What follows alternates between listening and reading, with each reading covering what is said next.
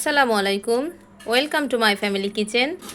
আজ আমি দেখাবো বাবরচিরা কিভাবে ঝরঝরে পোলাও রান্না করে, কিভাবে সাদা পোলাও রান্না করে তার পুরো প্রণালী আজকে আমার এই ভিডিওতে দেখে নেবেন। তো চলুন দেখে নেওয়া যাক বাবরচিরা কিভাবে তৈরি করেছে ঝরঝরে সাদা পোলাও। এখন আমরা পেঁয়াজের বেরেস্তা করব। প্রথমে 1 লিটার মতো তেল নিয়ে নিলাম। তেলটা যখন গরম হবে তখন এতে পেঁয়াজ কুচি দিয়ে দিলাম। 1 কেজি মতো পেঁয়াজ কুচি দিয়ে দিলাম, কারণ যা যা রান্না করব সব বেরেস্তাগুলো একসাথেই করে নিয়েছি। আর দিলাম 4-5টা দারচিনি, এলাচ আর তেজপাতা, তাই না? তেজপাতা দিলাম, 2-3টা তেজপাতা দিয়ে দিয়েছি। এবার পেঁয়াজগুলো একটু নেড়ে চেড়ে দিতে হবে যাতে পুড়ে না যায়।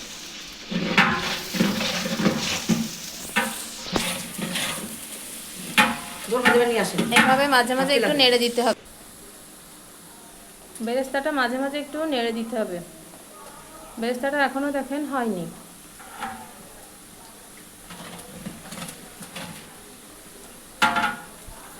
যে বেরেস্তা কমপ্লিট, পুরোটা লাল নামানো যাবে না, হালকা লাল হলে নামাতে হবে, পরে এটা পুরো লাল হয়ে যাবে।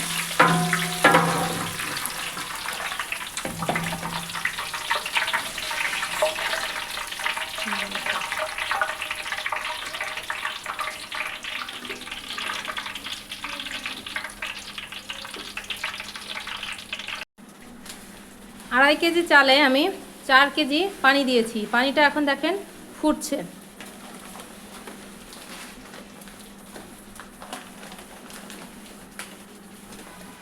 এবার পোলাও চালটা খুব ভালোভাবে ধুয়ে নিতে হবে। ধুয়ে কি পানি ঝরাতে হবে না? পানি ঝরানো হবে। ফুটন্ত পানিতে চালটা দিয়ে দিলাম।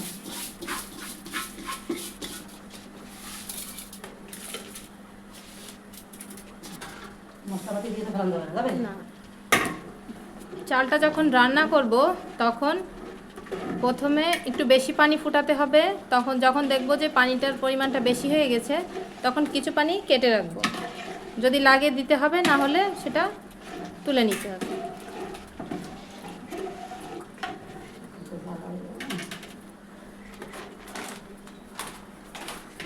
আগের বার ক্যামেরায় পানি পড়েছে। চালটা মাঝে মাঝে একটু নেড়ে নিতে হবে। এবার কি দিলাম? গুঁড়ো দুধ। কতটুকু?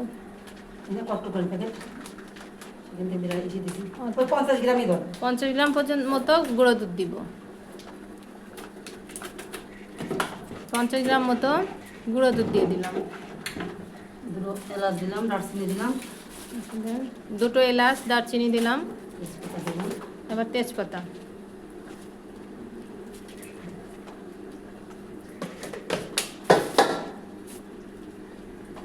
আর কি দেবো?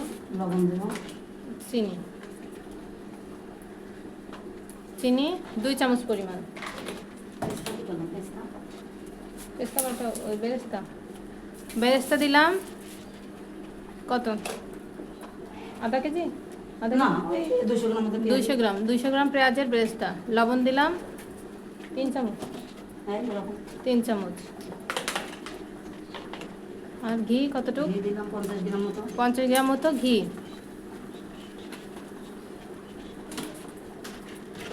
দিয়ে আবার একটু নেড়ে নিব।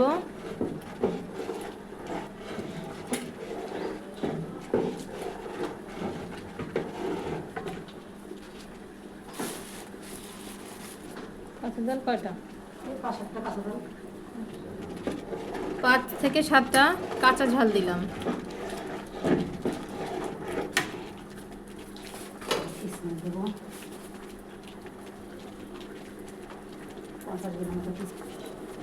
এবার কিশমিশ দিলাম 50 গ্রামের মতো।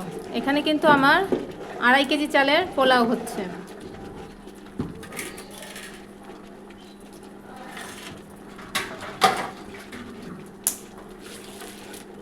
আচ্ছা, এটা কি দেখে নিলেন যে কি দেখে পর্যন্ত পানি লাগবে? ও, চাল যদি না ফোটে তাহলে একটু পানি দিব। যে পানিটা আমি সে ফুটন্ত গরম পানিটা কেটে রেখেছি ওইখান থেকেই পানি দিব, ঠান্ডা পানি দেওয়া যাবে না।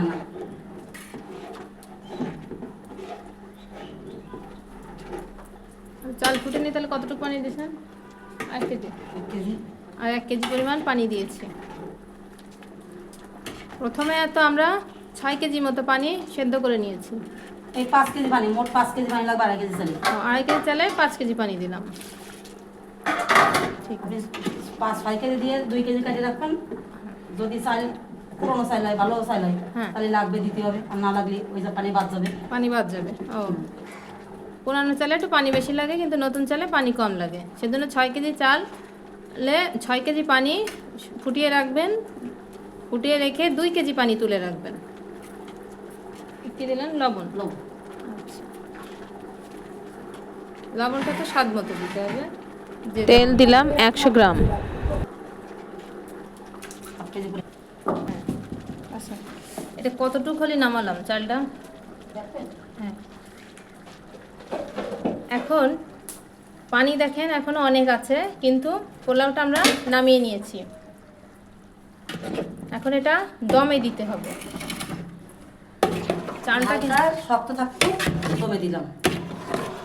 দেখি, চালটা কিন্তু পুরোটা সেদ্ধ হয়নি। হালকা মাছ আছে।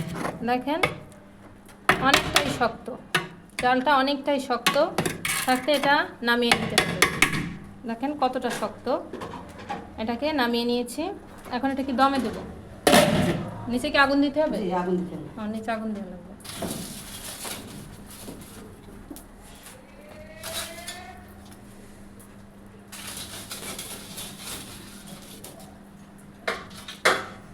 আচ্ছা, আমি যদি গ্যাসে রান্না করি তাহলে গ্যাসের চুলোটা গ্যাসের চুলো বন্ধ করে দিতে হবে। চুলো নিভে আছে দিতে হবে।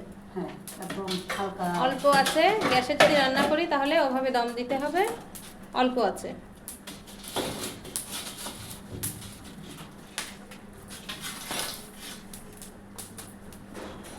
চারপাশে আগুনটা দিয়ে দিলাম।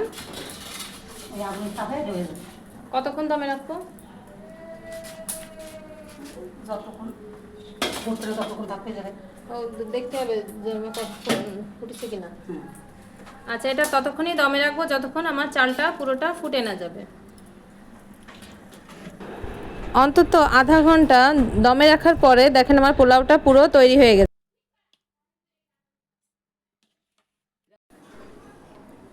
দেখেন পোলাওটা কতটা ঝরঝরে হয়েছে। বাসায় অবশ্যই এভাবে ট্রাই করবেন। আশা করছি আপনিও চেষ্টা করলে এরকমই পারবেন। ভালো লাগলে অবশ্যই লাইক, শেয়ার এবং সাবস্ক্রাইব করতে যেন আবার ভুলে যাবেন না। আজ এই পর্যন্ত। আল্লাহ হাফেজ।